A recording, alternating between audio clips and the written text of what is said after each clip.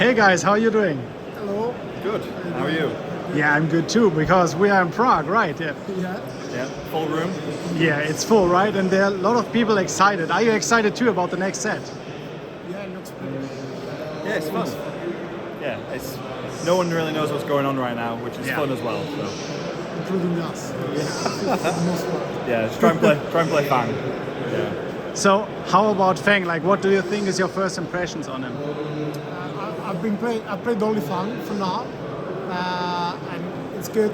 When you get to 350, it's actually crazy. You actually do win the game just by having 350s.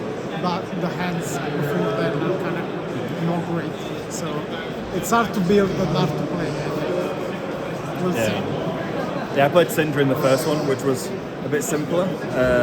But like good Fang decks are hard to beat, I think.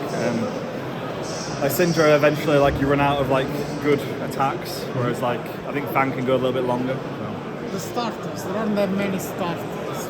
No, you have to rely on the daggers really to start. And if you ever start a turn with no daggers in play, and your hand can just screw you over, and then you can't do anything. Which I lost the round because of that. So lesson learned.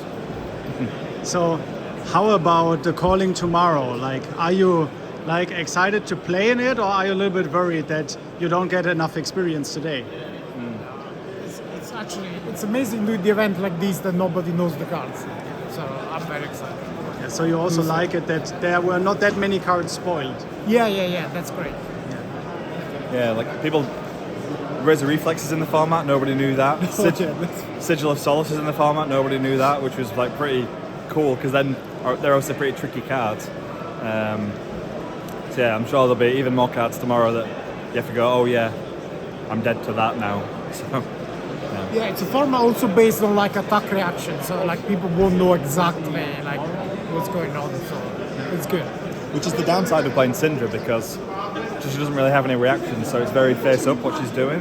Whereas like Fang attacks you with a dagger and has like 3 cards in hand, and you're like, I don't know what's going on here. Like, am I dead now, or am I like? Is it going to be the attack for 5 that comes afterwards? Yeah.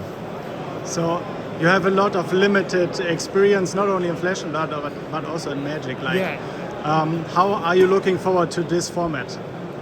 It looks very complex because again, I say like Fang, it's kind of hard to build and understand what cards are good. Arachne, well, that's kind of a mess because there's all of them, and so for now I actually have no idea how you're supposed to play with the fact that you have random cards. Also, if you eat them and they're not marked, it's kind of weird because it says stealth card gets +1 and go again if they hit, but then if they hit you don't transform, so it's complicated. You'll have to figure it out on the fly. Yeah, I've heard people saying like when they play against the Arachnes, they just let them hit them and then they don't transform, and then you're just playing a worse hero, I guess. So how about like Classic Constructed? There are new cards spoiled also for Classic Constructed. I have no idea about that. We'll figure it out later. Yeah. For now, it's just limited. Is there any particular card that you had an eye on? Well, we saw today there's the defense reaction that blocks 4. Also, you can pitch to no pitch. This card to prevent 3 separate instances. That's crazy. It's good against Viscera. Yeah, I want to play Syndra. Hopefully I can play Syndra and play a Draconic Ninja. That's my plan. Although we sort of have to wait for Zen to go away, I think, because he's going to live in Legend pretty soon. Yeah. And I think once he does, then the next Ninja can take its place. So I have one last question, and that's Command and Conquer being reprinted in the set. Like, what do you think about it? I think I would have liked to have seen it being a Majestic rather than a Legendary, because it's not actually going to do anything to the price, because all it is going to really be is another expensive Command and Conquer you can buy. When there's already like, there's the really expensive one, or there's like a medium expensive one, or there's like a sort of expensive one, or there's the actual one which is expensive. So like, it's better. It looks like they're not going to reprint it, so at least it's something. Yeah. If it's a normal Legendary, it's not going to be that rare. I suppose it's a way of reprinting it without crashing the price entirely and upsetting collectors, I guess. So, yeah. All right. Guys, thank you so much for the time and best of luck.